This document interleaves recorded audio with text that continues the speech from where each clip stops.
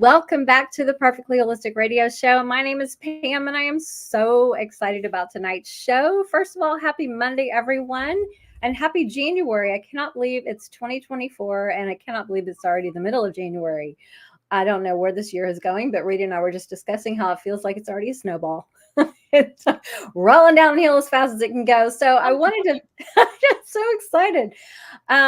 Great things in store for this year. And I just want to thank all of you guys for joining us tonight. I have the one and only infamous Rita Hogan, who is known as the canine herbalist, but we're going to turn her into the feline herbalist. Because she is a very passionate cat lover, like the rest of us. So, Rita, thank you so much for joining us tonight. Oh, I'm so excited to be here. Love it, and I loved your music and the it was dance music. I was yeah, it's nice. It makes me happy, and makes me want to dance a little bit. Yeah. So tell for somebody who does not know about you and your background, can you just give a brief introduction of who you are and what brought you to what you're doing today? Well, I'm a clinical herbalist.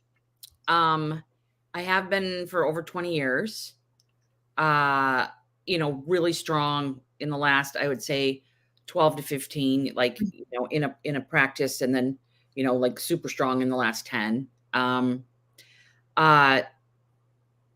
dad introduced me to plants. I grew up on a farm. So my grandma, I didn't know her very well, but she was definitely, wouldn't call him an herbalist back then, but raised 16 kids in the Great Depression. I talk about this all the time with a midwife and the forest. That's basically, she used to go and bring her basket in the forest and come back out, and she'd do that, once a month, and that was it.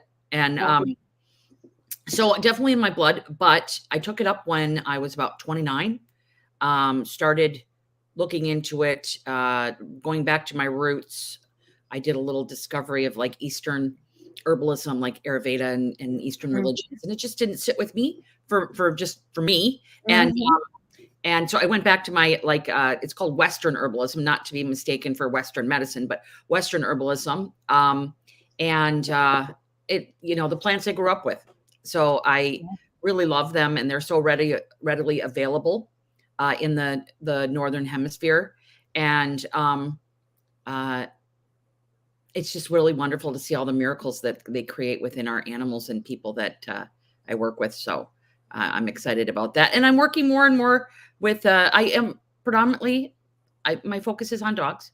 But I am, with all the wonderful people I've met in the holistic cat world, which I didn't even know was a thing. Don't hear about it that much, right?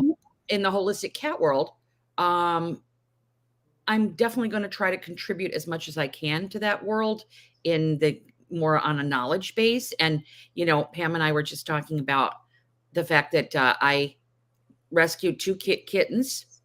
They are now big boys now. They were born in September. So last September, so 2022, last September, because we are in 2024, but they're big and beautiful, and they love each other, and I love them, and I want them to live super long.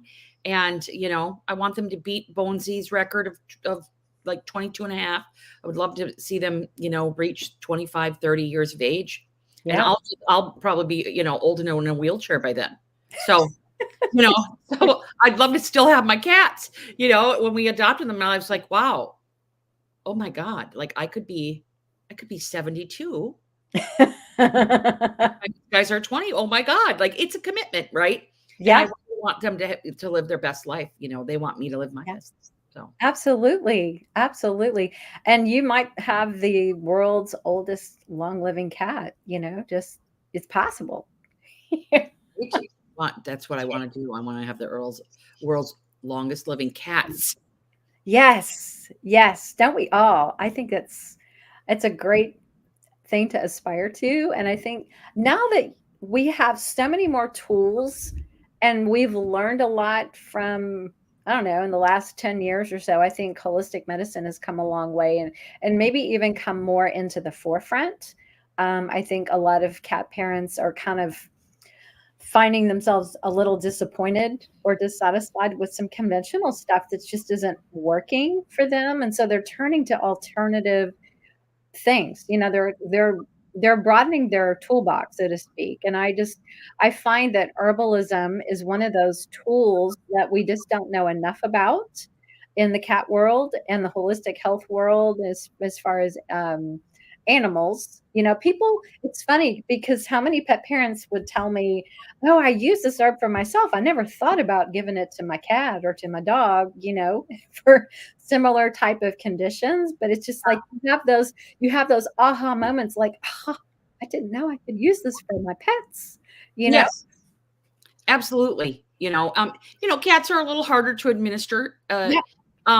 But I find that it's kind of like I do this with dogs as well. It's kind of like the way that we're being really helps kind of dictate the way that they're going to be. Mhm. I find a lot of people tense up and they get tense when they are giving their dog supplements.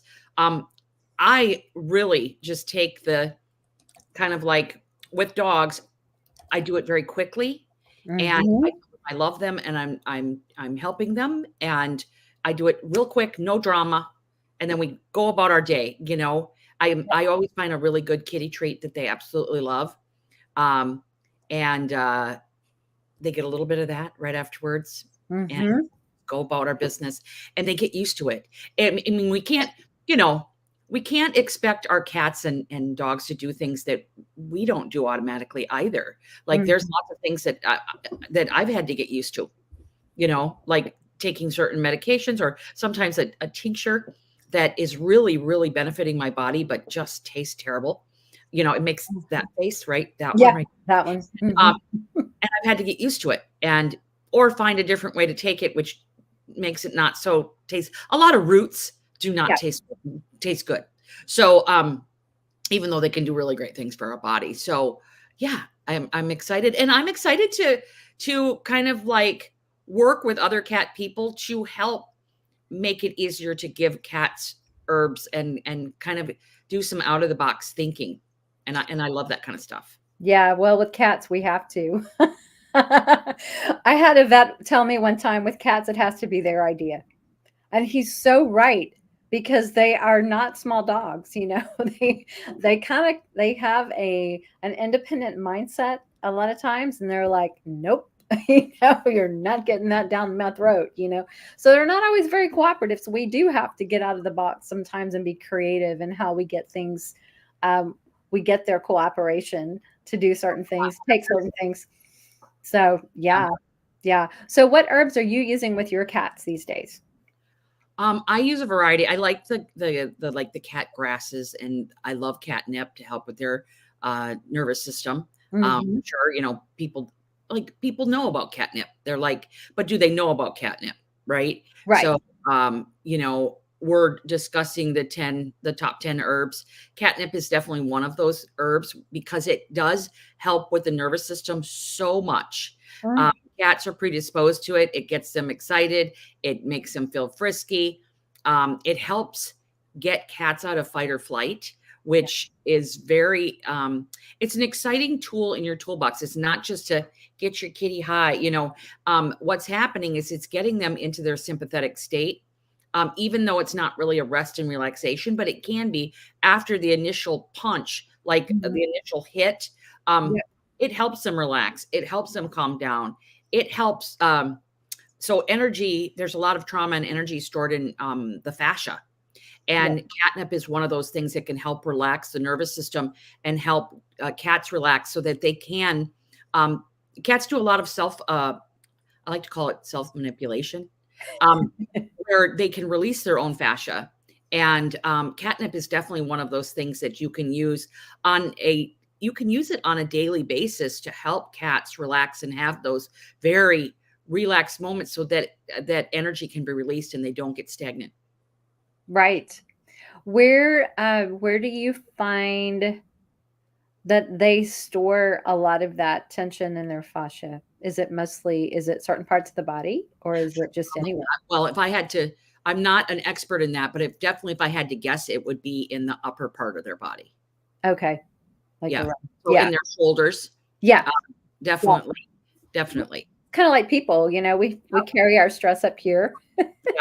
It's closest to our brain, it's Yeah, where. well, the interesting thing is, I find a lot of dogs actually carry a lot of tension and stress in their back end, Mm, even though both are on all fours, yeah. But I do think cats carry a lot of stress in that upper back. I was doing these shoulder things this morning for my workout, and we were doing the squeezing the shoulder, and their shoulders are up higher than dogs, Mm-hmm. So I think that they have a lot more stress. But I would have to talk to, a massage therapist or maybe a fascialist therapist for their 2 cents. But that's my 2 cents from that. Seeing like the relaxation happen in the cats. Yeah. Yeah. Well, they evolved as desert creatures and they evolved as predators. And so that part of their DNA and their cellular memory hasn't changed. It's just we've kind of domesticated cats to live with us and share our lives and our homes and our beds and our food and everything, which is great. But there's always still that DNA cellular memory, that ties them to their ancestors, that they do get very oh, I guess I want to say like they can get freaked out pretty quickly. It's that fight or flight, it's that sympathetic nervous system mode, that they can go right into with very little warning. Something can just set them off and they're back into that predator prey, like what's going to eat me situation. Yeah, and also different types of herbal remedies that we can discuss momentarily here help with the nervous system so much, in that a lot of the cat foods that we give our cats in general they're eating things they would never eat. And those things, it might up their nutrition, but they also come at a cost in that you have, cats will graze on grasses. They will eat some types of fruits very infrequently, but they will. Yep. But they're obligate carnivores. And when I look at a lot of the cat food on the market, that, again, I'm drawn to those items that hyperstimulate the nervous system, that add sugar to the body, which they are not. They're not used to ingesting. It's not something they should ingest, but they are ingesting a lot of it. Things that turn into sugars in the body, and sugar messes with our nervous system. And we want glucose to go into the cells, but there's that excessiveness, right? So it's really important. If one thing that anyone could take away from today is the herbs that really do help sedate and nourish the nervous system. And also we can talk about dryness when I talk about some of these herbs, that support moisture in the body, because cats suffer from dryness so much more than dogs do.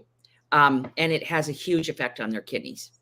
Yes, absolutely. Kim Oh, says, sometimes I think my little black cat is an actual panther with a look on her face. That's often when she is eating her meat, and then she picks it up with the paw to eat the food. Oh, it's so true. I love that. Carl takes his meat, every little piece of it, and then he brings it somewhere else. He eats it and then he comes back. Oh my gosh, that's so funny. Yeah, he's cute that way. So I used to have a cat that would like scoot her food out of the bowl onto the mat. She would like, and then she'd eat it. Maybe she just didn't like the bowl, but it's just cats are funny. They have their little preferences. So I'm curious to see what list of herbs that you came up with tonight, because we're going to talk about, if you guys are just joining us, we're talking about the top 10 herbs that you should have in your pantry. Just if you have cats, these are kind of the greatest things to keep on hand, because you never know when you might need them for whatever issue is going on. I picked a lot of herbs that you could have in kind of in a tincture form, in an extract form, which I find are extremely easy for cats. And cats are much more sensitive in dogs. You know, their physiology is different. And I only use like a couple drops for things that aren't life threatening, like, and sometimes things that are like for kidney disease and stuff. I still only use a few drops. I might use it like 3 to 4 times a day, Yeah. but I still don't use a lot. And I think they're very conducive to extracts in general. So let's just go through the list. Yeah. We mentioned catnip, so we'll leave that one alone. But the first one is just a really obvious one, and it's milk thistle seed. Mhm. You know, milk thistle seed's really interesting. A lot of people just think about it, oh, it's good for the liver, it's good for the liver, but it's good for so much more. So in herbalism, there's a thing called an alterative, and alteratives are slow and steady wins the race. So they slowly kind of refurbish the body. They work on the liver, the blood, and the organ systems. And so milk thistle is an alterative, and it helps detoxify food. It helps, you know, get rid of toxins that your cat is taking in. So it brings down toxic load. It helps, this is important to cats, it helps increase circulating fluids. We want to increase circulation in all of our cats, especially a lot of our cats are indoors. Yeah. And because they're indoors, and I was just thinking about this today, my cat Oscar goes outside supervised in the summer, but it's really cold here right now. And he doesn't go out in the winter because I'm too cold to go out and chase him. So he was sitting in the chair and I was giving him a little loving. And I thought to him, I wonder what you'd be doing if you weren't sitting in this chair right now. Like, I wonder what kind of fun you'd be having outside. And a lot of times our cats would be so much more active if they were outside all the time, right? And we know that that's just not possible for a lot of our cats. And so we have to deal with circulating fluids and what's called stagnancy. We want to keep those fluids flowing. And milk thistle is one of those. It's really kind of a superpower herb. Again, it helps protect the liver. It helps bring down aging. So it helps with free radicals in the body. That also helps the liver. It's an anti-inflammatory. A lot of people don't think of it as that, but it is. But even though, like, one of the things, like, the seed of the milk thistle is oily, okay? And moisture in the body is more than water. It's fats, oils, blood plasma, you know, lipids in general, and water. And so we want, milk thistle has an oiliness to it. And that's really important for the nervous system, because the nervous system in cats gets dried out. Just like if, like, we're stressed, you know, cats can get very stressed and go into fight or flight constantly by, you know, coming in contact with different stimulus. And so we really need to protect their nervous system. Yes. And milk thistle can help do that because of its oiliness. So I love milk thistle. I like to cycle it in and out of my cat's diet. And again, I usually use an extract, and I might give it to them 5 days on, 2 days off, probably for a couple of months. And then I stop and then I wait. I'll do it in the spring. I'll do it in the fall. I always do it if they're going to they go to the vet, or if they're having any type of medication. I always milk thistle along with that. And it's imperative if you're ever giving your dog any type of flea and tick medication or anything like that, which I'm not into, but some people are. And I really would rather them have the answers than not. We always want to support the nervous system and give milk thistle if you're ever giving anything for fleas or, well, I don't know if cats get ticks all that much, but they might if they're outside, but for fleas and ticks. My next herb is one of my faves. So I think it's imperative for cats in general, and it's nettle. Nettle leaf and seed. The seed is so good for getting cats, getting cats out of kidney disease. So it really works with kidney disease. It works for kidneys even that are failing. Even just drops of it. I usually do, like, for cats that are having, you know, like my cat Bones, who they said, you know, he's only got a couple weeks and he had 3 years.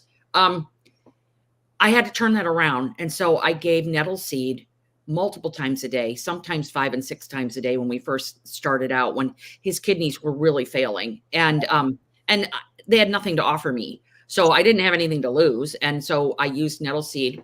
So nettle seed is just wonderful at kidneys that really need help. Mm-hmm. It's a little stimulating. So you don't give it, I don't give it like if I want them to sleep at night. But during the day, I give it to them. And then we also have nettle leaf, which is just plain, can give it anytime. It's a really effective kidney remedy.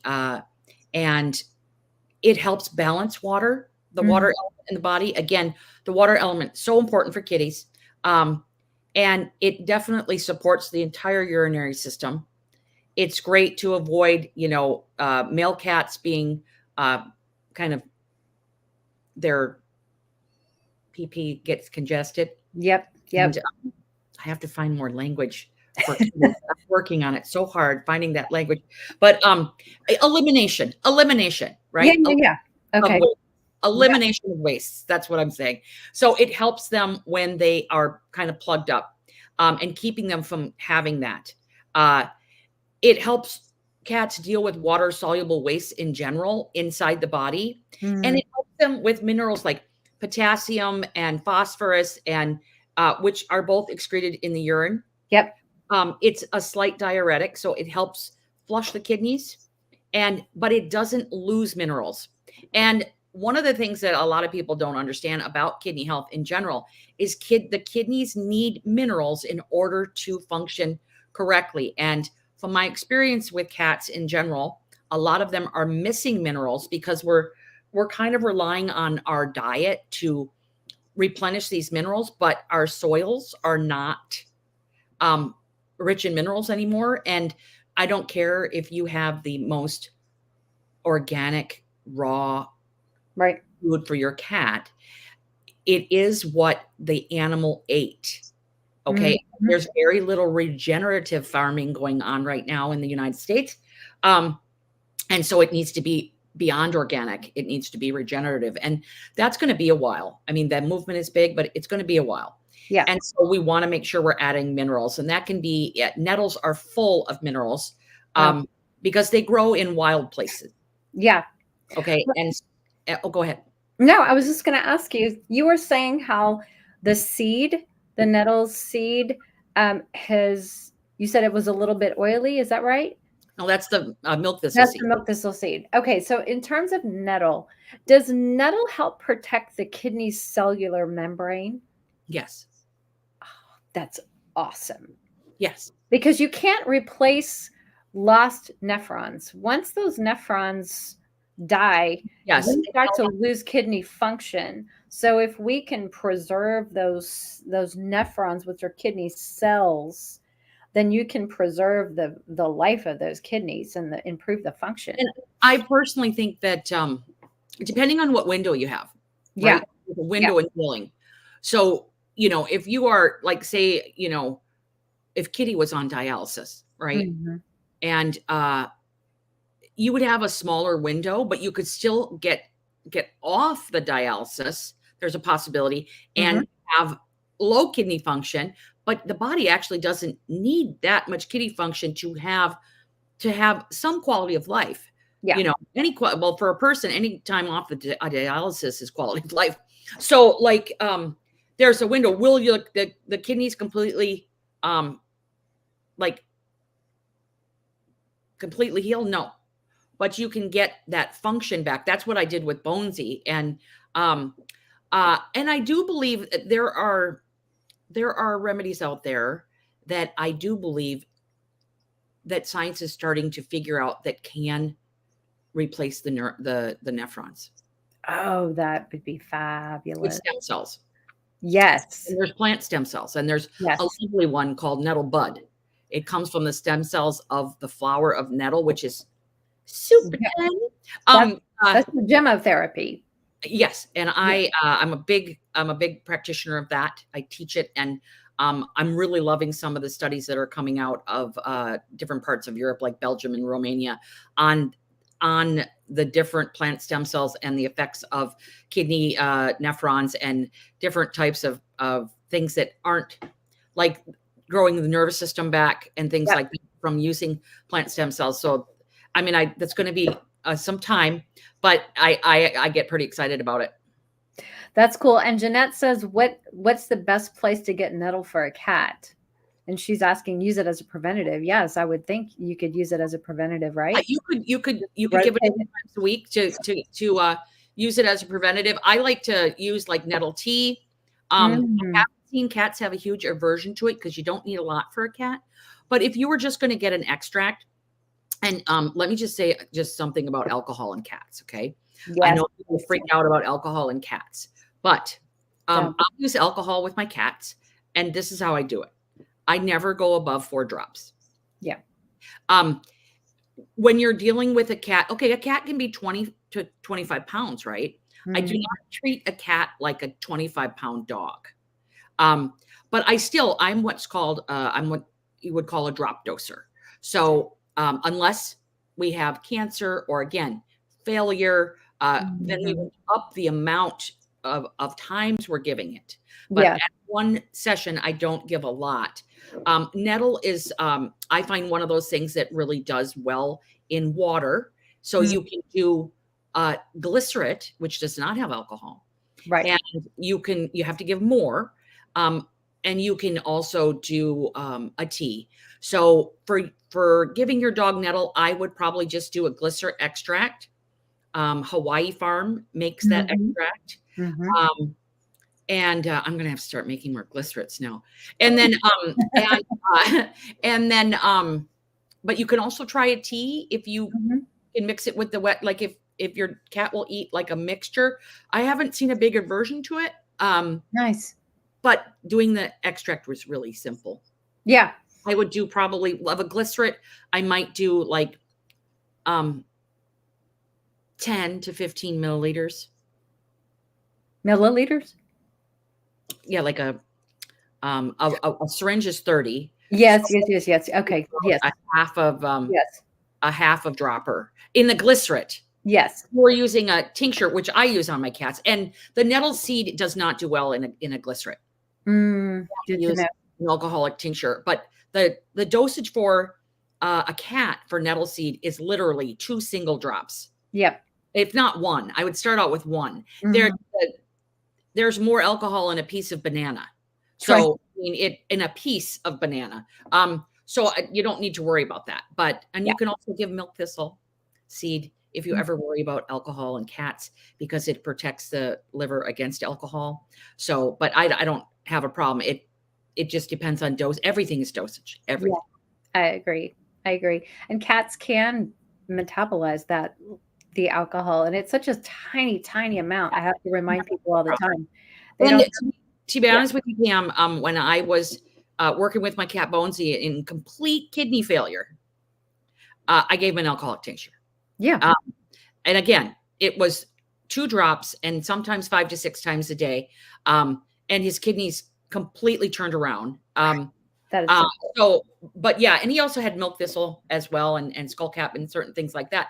But yeah, so a lot of people freak out, but there's no need to freak out. Dosage is everything. And when I say a drop, I mean a little tiny drop that comes out of a dropper, the little baby beep right there.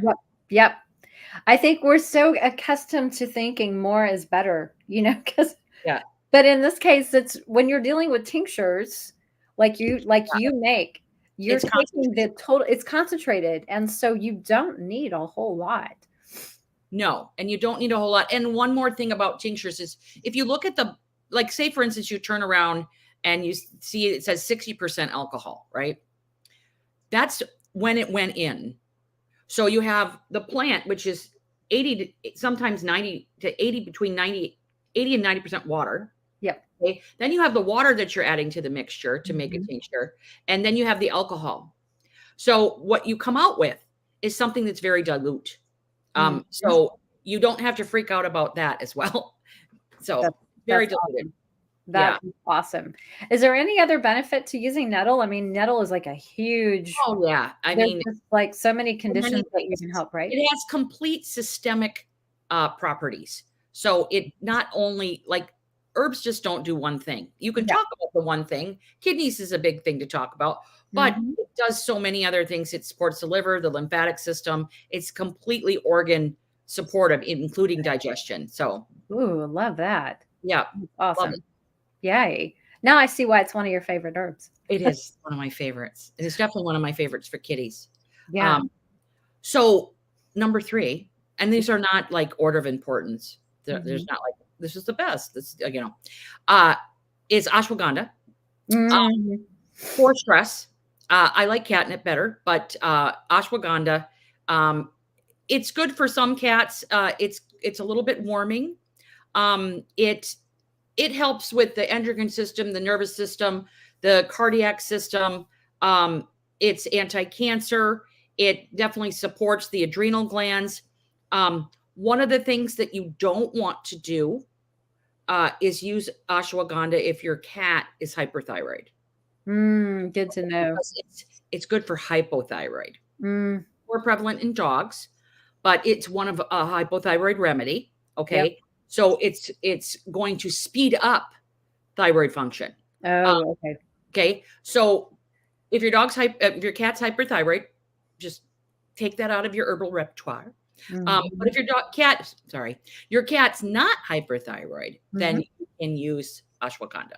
Nice. It's very good for stress and anxiety, for inflammation. It works well with other herbs. It's great for the immune system. It's antioxidant. It has an effect on viruses. It's very antiviral. Um, and it increases white blood cells and good antibodies in the body. So I love ashwagandha. I use it in small amounts. And it's excellent for helping cats recover from surgery along with milk thistle. Uh, Nice. so I do use it a lot with cats, but just not cats with hyperthyroid. Yeah. The next one is very popular. Um, to get cats to eat it, I use an extract. Now, I don't usually use an extract for dogs, but for cats I do, and it's turmeric. Oh, yeah.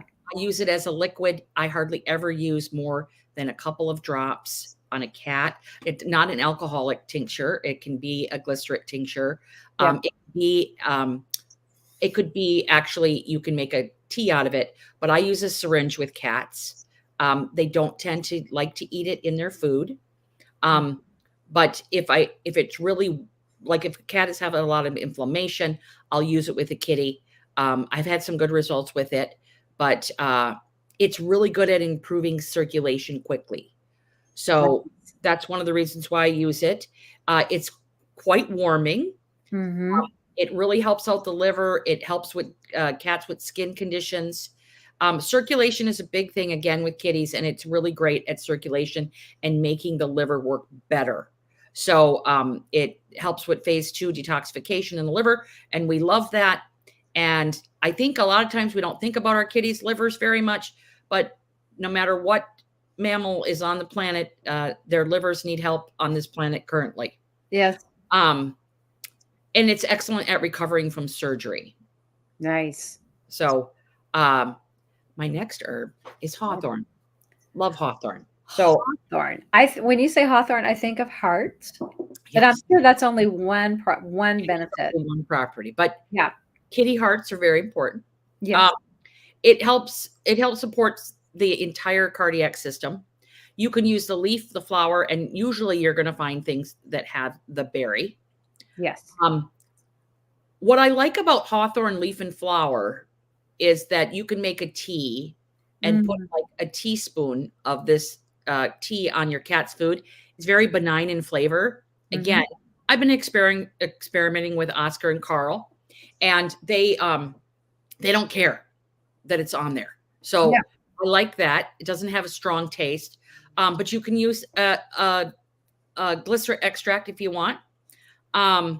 It's really high in antioxidants, and it's really great as a flavonoid.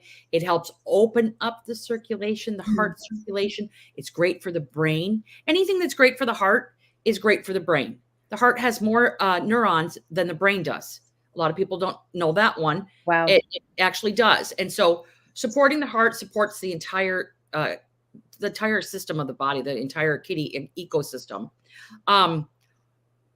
I definitely, one of the things that another aspect of hawthorn is the nervous system. And I'm always concerned about the nervous system. The hawthorn has an effect on fats and oils in the nervous system. So it's going to help with that oily layer, the cellular layer in the neuron itself. And that's really important for conducting electricity in the heart and throughout the nervous system in the capillary beds. Very important. And Hawthorn also can help the body assimilate fats and oils, which is going to help cats assimilate fat-soluble vitamins. Yes. That's awesome. Next one is marshmallow root. Oh, yes. Marshmallow root is a really good kidney remedy. It helps with dryness, which kitties can have a lot of problems with. And it hydrates the body, provides moisture when your cat is too dry. If your cat loves nettles, nettles can be a little bit on the drying side when you use them too long. And marshmallow root is something you can mix with nettles so that we try to negate some of those drying effects. Marshmallow is really great for kitty constipation. Yes. And cats can suffer from constipation, and tension is a big reason why cats suffer from constipation. And again, dryness. It helps get rid of heat out of the urinary system. Another big thing for kitties. It helps with digestion. It helps restore the gastrointestinal lining. Yes. It helps with all irritation. Think of irritation. Marshmallow root is one of those things where it kind of soothes all that stuff. If you've ever seen a marshmallow flower, it's this beautiful, simple white flower. And you even look at it and you feel relaxed. And you do. You just feel like, like they're little flower angels. Yeah. And that's what marshmallow really does. It just calms everything down in the system. And it just adds a little moisture and kind of a little support and gets rid of heat. So I really love marshmallow. I know I have several clients that like to use it for hairball relief. Just it helps soothe that lining, that GI lining where the fur can get stuck and backed up, and so it helps everything pass through really nicely. And you can make a tea of marshmallow root, and you'll notice that the liquid gets thick, not thick like sulfurion, but like in between. And you can take a little syringe and syringe it into your kitty's mouth that has hairballs. That's one of the best ways to use it. Wow, that's so cool. I have a question over here on the comments. Jody says, "Is there anything that can benefit the thyroid?" And if we're going to cover something, we can get back to it later. But she says, "My kitty underwent the 131. I think that's probably the I-131, probably iodine, 3.5 years ago, and he has been normal for 3 years. Just recently relapsed and is now hyperthyroid again." Are we going to cover any herbs that help? That's our next remedy. Oh, okay, cool. We'll get to that then. Yeah. One last thing with marshmallow root is that it's balancing, so you can use it for both diarrhea and constipation. Nice. Yeah. Very nice. Our thyroid remedy, hyperthyroid, is lemon balm. Oh, nice. You can also use bugleweed, but lemon balm is a nice hyperthyroid remedy. It gets rid of heat in the body. It helps quell hyperthyroid, so it slows down the thyroid in hyperthyroid. So lemon balm is great. You can do a nice extract, a glycerin extract of lemon balm. You can use you can use an alcoholic tincture in just a couple drops. You can also do a lemon balm infusion, like a tea. Yeah. If your cat is open to that. Like I said, if I ever have to syringe anything in my cat's mouth, I do it very quickly. Yeah. Just we're done. Yep. And again, they get used to it. I mean, just try to release your tension when you do it. But I have really good luck with that. And you can also use flower essences to get your cats to calm down and be more conducive to taking remedies. Marshmallow flower essence is an excellent one for that, by the way. So lemon balm is really good for hypothyroid, and it it deals with the thyroid and adrenals, which usually is the case when we have a case of hyperthyroid, like possibly a stress event may have brought this on. And I'm just thinking maybe she did the radioactive iodine. Is that what we did? I think that's what the I-131 is. I'm surprised it came back, unless it's because usually that takes care of the little adenoma. She said, yes, I that's what she did. She gave him the radioiodine therapy. She wants to know, she says she has capsules. Could you make it like, could you take a portion of that capsule and just mix it with some glycerin or some water and just shoot it down the throat? Or I need to extract it. okay. Dried lemon would be much better then. That much for that. You want to make sure you have access to those water soluble constituents. So you could take a couple capsules and make a tea. That would be better than just giving him the dried herb. Yeah. Okay. That makes sense. Yeah. Because Melissa, which is the name for lemon balm, it works on the sympathetic nervous system. So it's going to help with fight or flight and help bring down that stress that the cat is under. I could say probably positively your cat has had a stress event. And we want to bring down heat at the same time. And lemon balm's really good for that. That's good to know, because I have a client who just reached out to me today and was asking about her cat's hyperthyroidism and had to up their medication. So is it safe to use if you're using a methimazole medication? So you can use that alongside, and because it's an actual herb, your body would only use what's needed. Is that correct? And the rest the body would just get rid of? No. Okay. How does it work? It's gonna help suppress thyroid function. Okay. So, you don't need lemon balm does not interfere with hardly any pharmaceuticals that I know of. That's good to know. Yeah. Okay, cool. That is awesome. Okay. You're thinking more homeopathic remedy. Well, I was just thinking, like, in terms of like food sources, when we eat a food source to get a specific nutrient or benefit from it, you can't overdose on a food source, because the body will just, it's not a compounded drug, that you can overdose on or get too much of. So, because it's an actual food source. So I was thinking, do herbs function the same way since they're plant? No, you can overdose on an herb. You can get too much. Okay. And, I truly believe you can overdose on some food, though. Yeah. Well, everything in modification, right? Moderation, because especially if your body's sensitive to that food that you're eating. Yeah. If you're not sensitive to a food, if it's very conducive that it works with you, you could probably eat a lot of it and not have any problems. But no, herbs aren't like that. Everything is dosage. Okay. Everything is dosage, in my opinion. Yeah. That's why I start out low and slow and work your way up. But cats, you don't need a lot.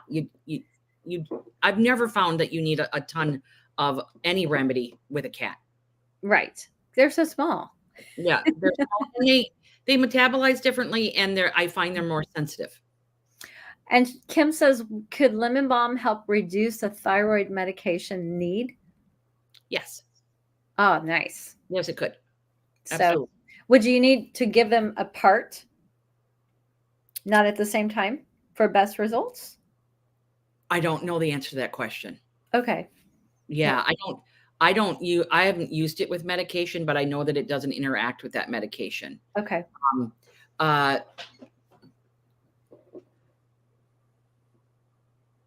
Is the hypothyroid remedy like it's a hyperthyroid remedy like the hypothyroid remedy where you have to give it 2 hours apart from any kind of food? Kim, can you answer that question? Does your vet want you to give the methimazole away from food, or do they care? If you could drop that in the comment, we'll look for your answer. Thyroid with the levothyroxine, you have to give it 2 hours apart. But if you're using an extract or a liquid, I can't see that you would have to. Oh, that's good. That's good to know. That's cool. Because you're putting it in the mouth and it's going to be absorbed into the bloodstream. Mhm. Yeah, I can't see where you would have to. Cool. That's good to know. Yeah. Just remember, guys, less is more. Less is Less is more. less is more. Less 1 is to more. 2 drops. Herbs are not like pharmaceuticals. So they do not, very few of them, in my experience, act like super quickly. Unless I could get really technical on herbalism. There's, things called simples where you use one herb, and if it's so well indicated, you're going to most likely see a result right away. But that's not the norm. And you got to give herbs time to work. Yes. Yes. She said her kitty had a bad reaction to methimazole. So she's definitely looking for an alternative. So I think it would be worth a shot. She said she was told to give the medication twice a day. She wanted to know, basically, lemon balm could help or to possibly even replace the meds, which obviously, if you're having a bad reaction to methimazole, from what I have learned and from clients who've had issues like this, it's like the pharmaceutical world doesn't have a lot of good options for cats who can't take methimazole. There's just not a lot left in their toolkit. So if we can try to see what lemon balm does, that would be my go-to if you need an alternative. There's a good product on the market. It's made by a company called Pet Wellbeing. Yes, and it's a hyperthyroid cat. I've had clients had good results with that remedy. Yeah. And so what's in that remedy? The hypothyroid kitty, I think it is, so in herbalism, there are a few herbs that deal with hyperthyroid. One's bugleweed, and I'm pretty sure that it's in there. And then there's motherwort and lemon balm. Those are our three like kind of big hyperthyroid remedies in herbalism. And so let me just look at this. I've used that when I had a cat with hyperthyroidism, and I used it because he was on a very small dose of methimazole once or twice a day. It was been so long I don't remember, but I did use that alongside because it wasn't a big amount of medication, and he did great. Yeah, I think it has all three of them, and I think it has something like, I think it has Romania, and I know it has like skullcap for the nervous system, and I think it has motherwort, which motherwort, bugleweed, and lemon balm are the big ones in herbalism for the thyroid. And I think it has might have self-heal, and I know that I remember it having an Ayurvedic herb in it as well. Yeah, amla or something like that. But yeah, I would try that one. Definitely. It's a good formula. I agree. Good suggestions. Okay, cool. Okay. All right, what's your next herb? Well, number 10 is another one of my favorite herbs, along like with the nettle, is calendula. Now, calendula is one of those herbs that needs alcohol because it's very resinous. It has resin, like lots of resin. It's sticky. Yep. And it has a lot of alcohol soluble constituents in it. Calendula is an amazing herb. You only need a couple drops for a cat. But calendula does a whole bunch of stuff, but it helps with circulation in the lymphatics, which is an issue for our kitties because they're not as active as they would be if they were, messing around outside all day long. Right.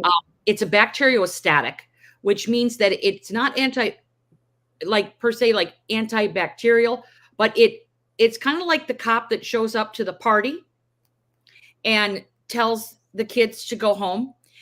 It doesn't allow bacteria to party, to come together where it can form biofilm.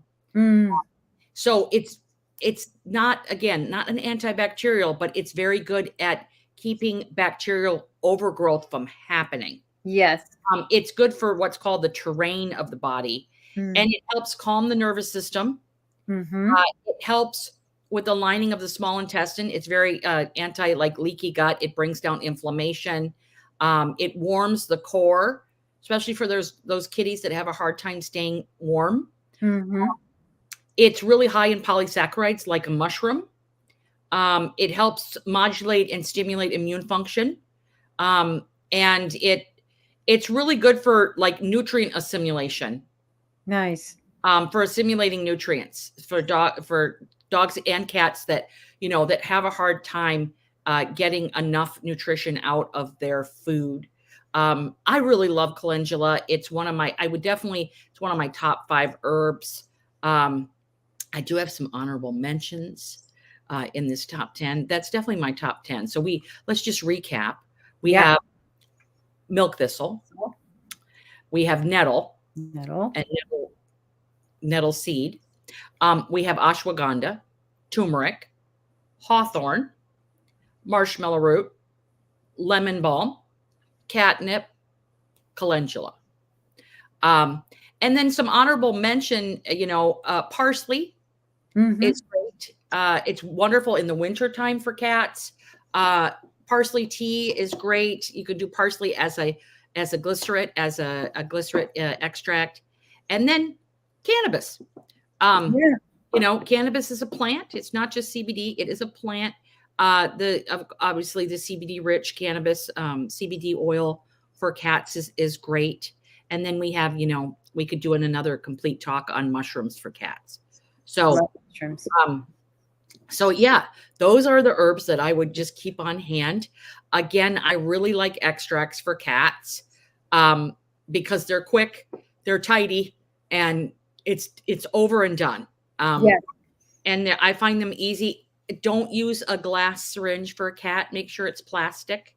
You know, a dropper. I like the plastic droppers for cats. Even if I have a glass dropper, I keep a clean plastic dropper for cats because they will, you know, bite down on it, and I don't want them biting down on glass and breaking it in their mouth. I forgot to tell you that. So I always have a few plastic droppers on hand.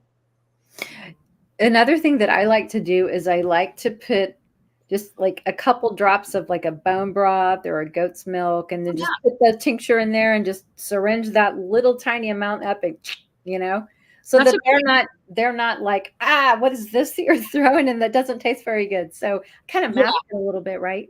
And that reminds me, I always recommend diluting your tinctures. The glycerin isn't so bad, but if you're going to use like calendula or nettle seed, I like to add probably 10 drops of water to every drop of medicine of remedy, so that it isn't like, and doing goat's milk or bone broth. That's a good idea too, for sure. Barbara says, where can a person purchase these extracts, or are we supposed to make them ourselves? Well, you can make them yourself, or you could just buy them from people like Rita, or, you know, a health food store or whatever, wherever tinctures are sold. I make a lot of tinctures. Glycerate extracts. There's a company called Hawaii Farm that has a very large range of them. One thing I can tell you about glycerate is that just because it's a glycerate extract does not mean it's an effective one. There are plants that just do not do well in glycerin at all, even though you'll find glycerin extracts out there. They're not. But the ones that I covered today, except for nettle seed and calendula, do quite well as a glycerin extract. Hawaii Farm, again, is great. Herb Farm is great. And it's PHARM for both of those companies, Hawaii Farm and Herb Farm. Herb Farm is great. I have a bunch of tinctures and remedies and flower essences on my website, canineherbalist.com. And also Mountain Rose Herbs has some glycerate extracts too. Nice. Yes, I've heard of Mountain Rose Herbs. They have a lot to select from. Yeah. Well, this has been so fun. Where can people find you, Rita, in case they want to learn more? Because I think you have courses and you have a lot of educational opportunities and services and things like that too, right? Yes, I do. You can find me at canineherbalist.com. And then you can also find me at canineherbalism.com. I am working on putting together a small herbalism course for kitties. Ooh. Yes, probably might happen at the end of this year, but if not, next spring for sure. Cool. So yeah, we're going to work on that and offering a lot more education from the like an education side for cats. Nice. I'm going to do that. You tell me when it's ready. Yeah. I want to learn from you. So Oh my goodness. And Jen has one more question. What's a good brand of milk thistle and CBD? Do you have any favorite brands other than the Hawaii Farm and Herb Farm? for milk thistle, Animal Essentials, I carry that one in my store. Yep. For milk thistle, I like that one a lot. It's a glycerol extract, and Greg Tilford is the creator of that tincture kind of recipe, and he's one of my mentors, and I love him. And also, Dr. Bissett, Herb Smith. Herb Smith is another one that's good. For CBD, I like Earth Buddy. I like the Heal from CBD Dog Health. They have a cat heal. Two Crazy Cat Ladies, Jay and Adrian, have CBD on their website for cats. Like that. They also have some mushroom products and different things. So you check those guys out. Yeah, so those are my favorites thus far. I love it. Betsy says, I wonder if you have the ability to say Nettle seed is superior to Romania 6. Romania 6 is a traditional Chinese medicine formula. Right. I can't speak to it. I can tell you they can be used together. Oh, that's cool. Yeah. Okay. And then Kim says, is there any herb that would cause too much peeing despite too many and deplete too many minerals? Could you say that again? Sorry. Is there any herb that would cause too much peeing and deplete too many minerals? So a lot of herbs are diuretic in nature. They have a diuretic component to them because of the fact that our bodies release and our cats' bodies release toxins through the kidneys and the liver. Okay. So herbs work with the body's systems of elimination. So we are going to have some elimination, and it's a case by case. Oh, beautiful Simon kitty. It's a case by case basis. If your cat is eliminating too much on an herb, you're most likely giving too much of the herb. Or if it's still eliminating too much, when you cut back the dosage, I would cut it back to like a quarter of the dose. It's most likely the wrong herb for the kitty. Very good to know. Good to know. Well, Skylar, Skylar, she wants to come say hi. Hi, cute.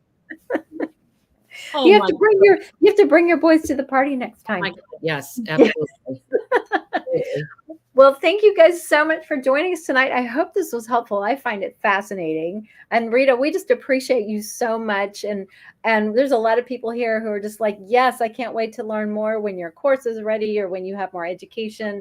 And she's going to come back next month, and we're going to talk about herbs for immune system and gut support. So you want to come back and learn more. But in the meantime, have a great rest of your week and a rest of your January, and we will see you guys next month. So thank you, everyone. Bye, you guys. Bye.